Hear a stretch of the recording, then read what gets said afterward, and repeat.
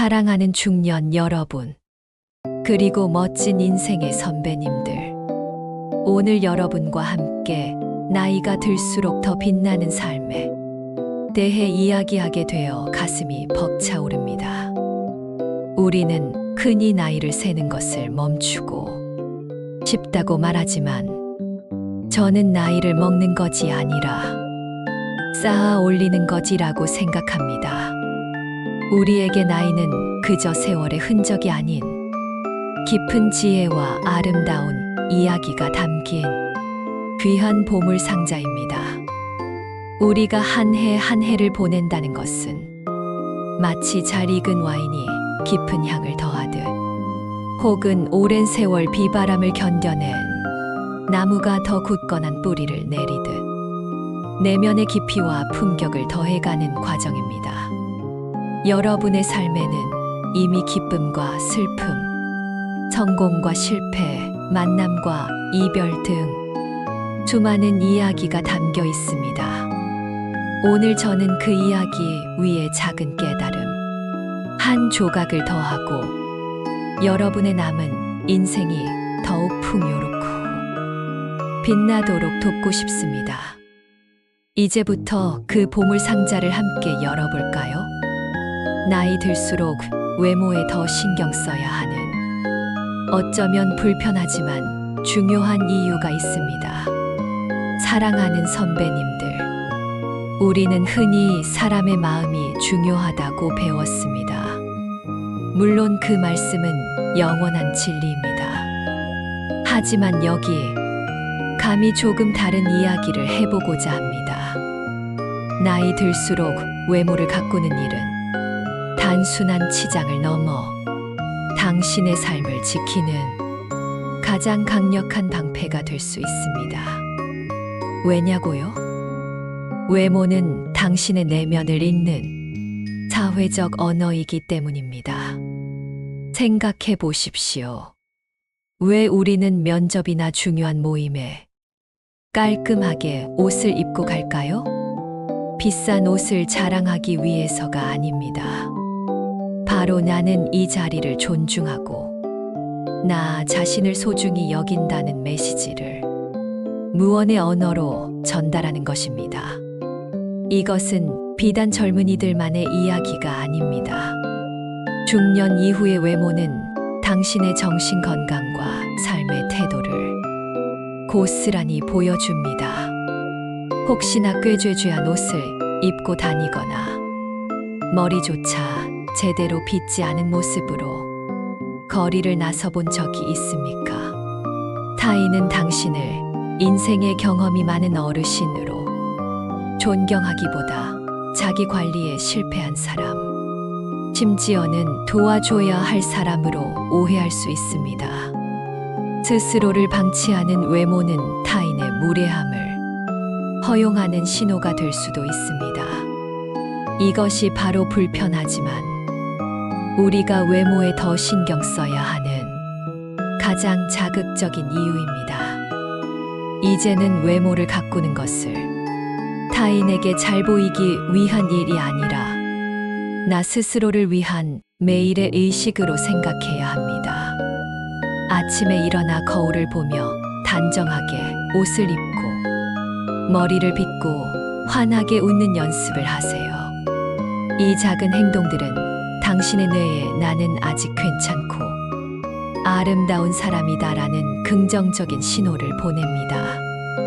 심리학에서는 이것을 옷차림인지라고 부르는데, 옷이 우리의 심리 상태와 행동에 영향을 미친다는 연구 결과입니다. 잘 가꾼 외모는 당신의 기분을 바꾸고 자신감을 높이며 하루를 시작하는 에너지가 됩니다. 중년의 옷차림은 값비싼 옷이나 유행을 쫓는 것이 아닙니다. 오히려 당신다움을 찾아가는 과정입니다. 20대의 화려함이 아닌 50대, 60대, 70대의 품격과 깊이를 드러낼 수 있는 나만의 스타일을 찾아보세요. 몸에 편안하면서도 깔끔한 핏, 자신에게 잘 어울리는 색깔을 한두 가지라도 발견하면 좋습니다. 그리고 작은 디테일에 신경 쓰세요. 구겨지지 않은 셔츠, 깨끗한 신발, 단정한 머리 모양처럼 말이죠. 이 사소한 노력들이 당신의 내면이 얼마나 아름다운지를 세상에 알리는 가장 확실한 방법입니다. 기억하세요. 당신의 외모는 당신의 삶을 향한 존중의 표현입니다. 스스로를 사랑하고 돌보는 가장 첫걸음이 바로 이 외모 관리라는 것을 말입니다. 둘째, 나이 들수록 인품은 더 빛나야 합니다. 우리는 흔히 나이값을 한다는 말을 합니다. 나이값을 한다는 것은 단순히 나이가 많다는 이유로 존경받는 것이 아니라 그 나이에 걸맞은 인품을 갖추는 것을 의미합니다. 여러분의 오랜 경험과 지혜는 이미 충분하지만 몇 가지 습관으로 인해 그 빛이 바래는 경우가 있습니다. 지금부터 그 인품을 망치는 몇 가지 행동에 대해 불편하지만 중요한 이야기를 해보겠습니다. 가장 먼저 독도 잃은 말을 멈추십시오. 욕설이나 막말은 한두 번의 실수로 치부할 수 있지만 습관적으로 내뱉는 독설은 오랜 세월 쌓아온 여러분의 인품을 한순간에 무너뜨립니다. 특히 가족에게 욕하는 것은 최악입니다. 세상에 단 하나뿐인 내 배우자와 자녀에게 독설을 퍼붓는 것은 그들의 존재를 부정하는 것과 같습니다. 여러분의 혀는 비난의 칼이 될 수도 있지만 칭찬의 꽃이 될 수도 있습니다. 말 한마디가 관계를 살리고 우리의 마음을 치유합니다. 지금이라도 멈추세요. 말의 힘은 생각보다 훨씬 강력합니다. 두 번째, 부정적인 에너지의 배출구가 되지 마십시오. 타인의 험담을 즐기거나 이간질을 일삼거나 시종일관 세상과 타인에 대한 불만만을 쏟아내는 것은 당신을 주변 사람들에게서 고립시키는 가장 빠른 길입니다. 나이 들수록 함께하는 시간의 질이 중요해집니다. 누군가의 험담을 듣는 순간 당신도 그 부정적인 에너지에 감염됩니다. 관계를 망치는 말 대신 다른 사람의 좋은 점을 찾아 진심으로 칭찬하는 습관을 들이세요. 당신이 긍정적인 에너지의 방사기가 될 때 사람들은 당신 곁에 머물고 싶어 할 것입니다. 세 번째, 자랑질 대신 경청의 기술을 익히세요. 젊은 시절의 성공담이나 재산, 자녀의 자랑은 분명 당신의 삶을 빛나게 한 흔적이겠지만 상대방의 이야기를 무시하고 일방적으로 쏟아내는 순간 그 모든 것은 자랑질로 변질됩니다. 자랑은 상대방의 질문에 대한 정직한 답변이지만 자랑질은 상대를 배려하지 않는 일방적인 이야기 폭력입니다.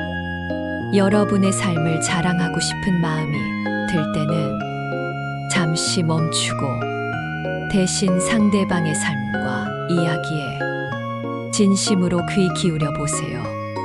진정한 존경은 당신의 성공이 아니라 다른 사람의 이야기에 귀 기울이는 당신의 품격에서 나옵니다.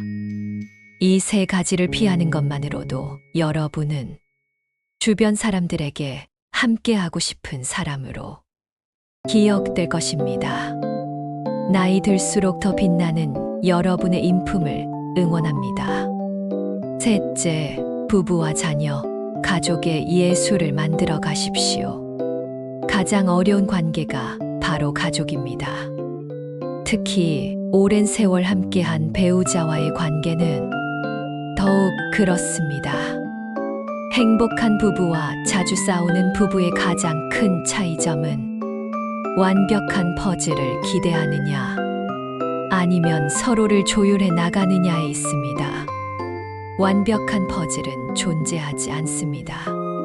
서로의 모난 부분을 다듬고 깎아내며 맞춰가는 것이 바로 부부 관계의 위대한 예술입니다. 이 예술의 가장 중요한 표현은 괜찮아, 그럴 수 있어라는 말입니다. 사랑해보다 더 깊은 안정감을 주는 이 말은 상대방을 있는 그대로 받아들이겠다는 가장 큰 사랑의 표현입니다. 이 한마디가 수십 년의 세월을 견디게 하는 강력한 힘이 됩니다. 관계 전문가들은 말합니다. 부부싸움은 문제가 아니라 문제를 해결하려는 시도다. 문제는 싸움 자체에 있지 않습니다.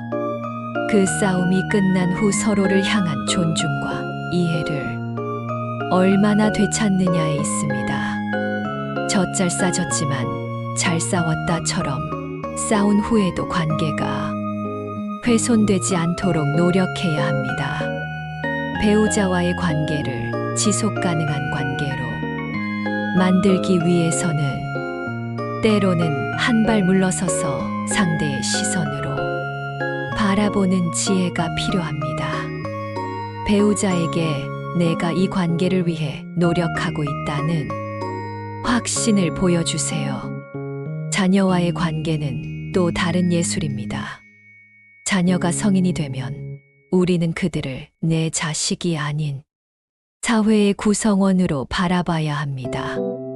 이제는 그들의 삶에 지나치게 관여하지 말고 스스로 선택하고 책임질 수 있도록 한 걸음 뒤로 물러서서 응원해 주어야 합니다. 나는 너의 부모지만 너의 조력자이기도 하다라는 생각을 가져보십시오. 그들이 길을 잃었을 때 답을 주기보다는 그 길을 스스로 찾을 수 있도록 옆에서 지지해주는 역할 말입니다. 자녀들이 가장 듣고 싶어 하는 말은 훌륭하다, 내가 있어 너무 좋다, 그리고 넌 뭐가 돼도 될 거야입니다. 부모의 이러한 긍정적인 말 한마디는 자녀의 삶에 평생 지워지지 않는 힘이 됩니다. 또한 아버지 저랑 밥 먹어요, 엄마 저랑 밥 먹어요 라고 먼저 손 내밀어 주는 자녀들에게 부모님들은 말할 수 없는 행복을 느끼실 겁니다. 여러분이 먼저 자녀들에게 사랑의 언어를 건네고 작은 만남을 제안해 보세요. 그 작은 행동이 수십 년간 멀어졌던 마음의 거리를 단숨에 좁혀줄 수도 있습니다. 넷째, 당신만의 삶을 새롭게 시작하십시오. 이제 여러분의 삶은 나에게로 돌아오는 시간입니다. 젊은 시절에는 가족을 위해, 회사를 위해, 타인을 위해 살았다면 이제는 오롯이 나를 위해 살 수 있는 특권이 주어졌습니다. 인생의 후반부는 과거의 경험을 자산 삼아 진짜 나를 찾아 떠나는 흥미진진한 여행입니다. 이 시기는 두려움의 대상이 아니라 무궁무진한 기회가 숨겨져 있는 황금기입니다. 외로움은 피하는 것이 아니라 고독으로 바꾸는 것입니다. 외로움은 타인과의 단절에서 오는 감정이라면 고독은 스스로에게 집중하는 주체적인 시간입니다. 이 시기를 혼자만의 시간을 가질 수 있는 소중한 기회로 생각하세요. 그동안 잊고 살았던 취미를 다시 시작하거나 배우고 싶었던 것을 배우거나 혹은 새로운 봉사를 시작하는 것도 좋습니다.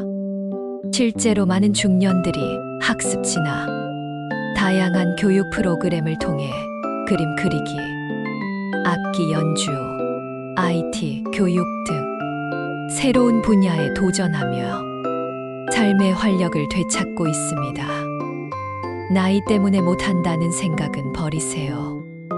이제 여러분에게는 더 이상 눈치 볼 이유도 망설일 필요도 없습니다. 당신은 아직 쓸모 있는 사람입니다. 사회나 가족으로부터 소외감을 느낄 때 봉사활동은 당신의 자존감을 회복시키는 강력한 치료제가 될 수 있습니다. 누군가를 돕는 작은 행동 하나가 나는 아직 세상에 필요한 존재라는 확신을 심어줍니다. 이처럼 새로운 도전과 봉사는 단순한 시간 보내기를 넘어 삶의 새로운 의미를 부여하고 사람들과의 유대감을 강화합니다. 이 모든 삶의 변화와 관계의 어려움에 지치고 힘들 때가 올 수도 있습니다. 그럴 때는 전문가의 도움을 받는 것도 좋은 방법입니다. 상담은 단순히 문제가 있어서 받는 것이 아니라 나 자신을 더 깊이 이해하고 앞으로 나아갈 방향을 찾는 나를 위한 투자입니다. 당신의 마음을 돌아보는 시간, 그 자체로 이미 아름다운 시작입니다. 오늘 제가 드린 말씀 4가지는 모두 관계의 재정립에 대한 이야기였습니다. 이제까지 외부를 향해 달려왔던 삶의 방향을 나를 향해 돌리고 자신과의 관계를 바로 세우는 것, 그리고 그 단단한 기반 위에 타인, 특히 가장 가까운 가족과의 관계를 다시금 섬세하게 다듬어 나가는 것. 이것이 바로 나이가 들어갈수록 더 깊이 있고 빛나는 삶을 사는 비결입니다. 나이는 단지 숫자에 불과합니다. 하지만 그 숫자가 쌓여온 시간은 결코 가볍지 않습니다. 여러분의 시간 속에는 수많은 경험과 지혜가 녹아들어 있습니다. 이제 그 지혜를 발판 삼아 진정한 나를 찾아 떠나는 용기 있는 여행을 시작하세요. 나는 충분히 멋지고 아름답고 지혜로운 존재라는 사실을 잊지 마세요. 매일 아침 거울을 보며 오늘도 괜찮아, 잘할 수 있어라고 스스로에게 말해주고 여러분의 삶과 존재에 대해 아낌없이 감탄하고 칭찬하는 시간을 가졌으면 좋겠습니다. 여러분의 소중한 삶에 영원히 빛이 가득하기를 바라며 오늘 영상이 도움이 되셨다면 좋아요와 구독, 알림 설정 부탁드립니다. 사랑하는 사람들에게 이 영상을 공유해 주세요. 모두가 행복한 노년을 맞이하는 그날까지 인생 9단은 여러분과 함께 하겠습니다.